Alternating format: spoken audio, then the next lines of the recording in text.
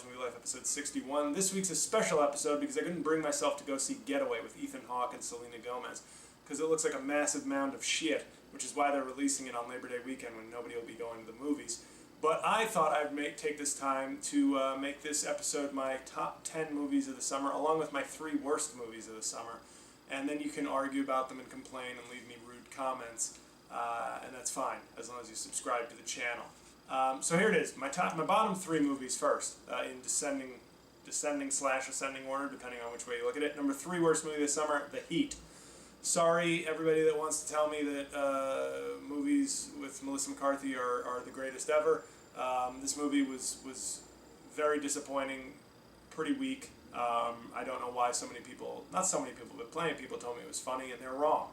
Number 2 was an easy one, R.I.P.D. It would have been a flat F if Jeff Bridges hadn't been mildly entertaining.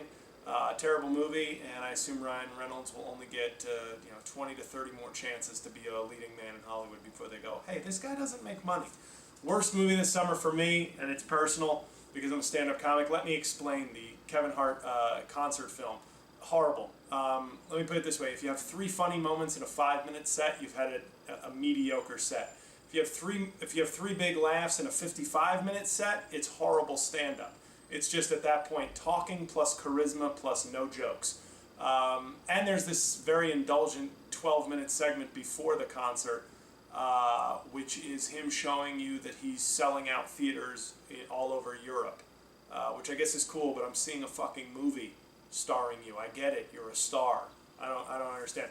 Not funny, bad movie, worst movie of the summer, let me explain. No, there is no explanation, it sucked.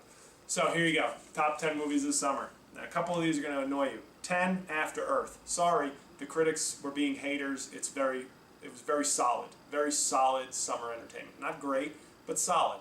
And in one season to have a top 10, you're going to have some at the bottom that aren't particularly great movies, but decent. Number 9, The Lone Ranger. Also, just a backlash against Johnny Depp, I think, for being weird. But it was a fun summer adventure. Once again, not a great movie, but I enjoyed After Earth and Lone Ranger for what they were. Matinees, big summer movie experiences, that kind of shit. Number 8, I actually did like this movie, so now we're into the I don't have to apologize for this shit part of the list. Elysium. Okay, it's not District 9, but what is? District 9 is a phenomenal movie. Elysium is a solid to very solid movie. Loved the villain.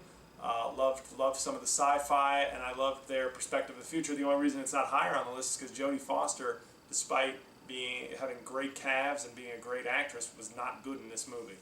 Number 7, now that was just the I don't have to explain. Now we're into the actual these are all good movies part of the list. Number 7, Blue Jasmine, the Woody Allen movie. Excellent. Cate Blanchett, excellent.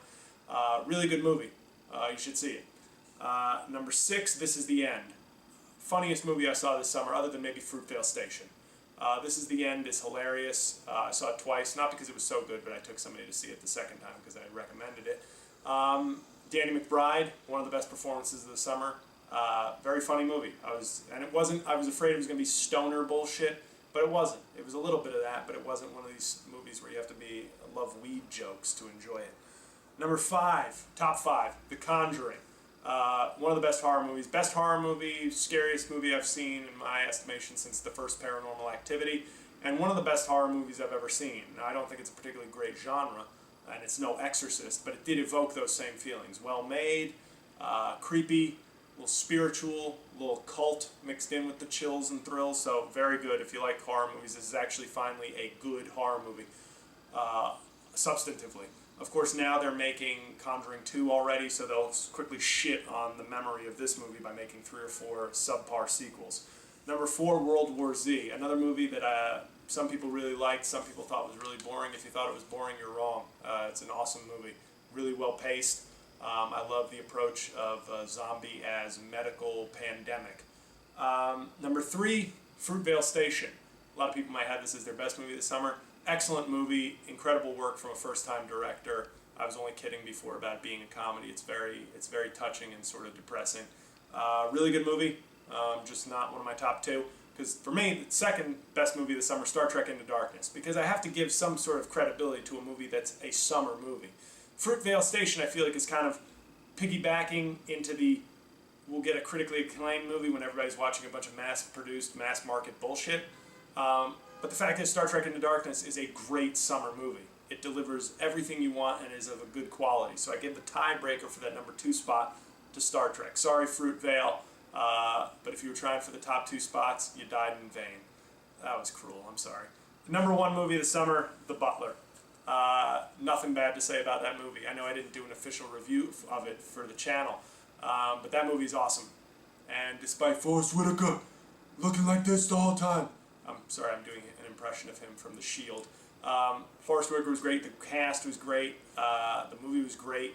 It was a great movie. So, and I think it's going to be nominated for a bunch of Oscars, probably. But that's it. That's the number 1 movie this summer. Not exactly a popcorn blockbuster. It's kind of like Forrest Gump if it were much more historically accurate and full of lynchings.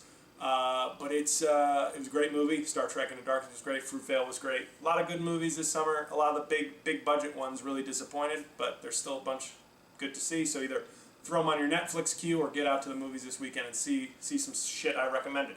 So that's it. Next week I'll be back with a review of a regular movie. I think I might see Riddick just because it's been a while since I really trashed a movie, and that movie is probably going to suck. So thanks. Enjoy Labor Day weekend. Talk to you next Friday. Wanna get that feeling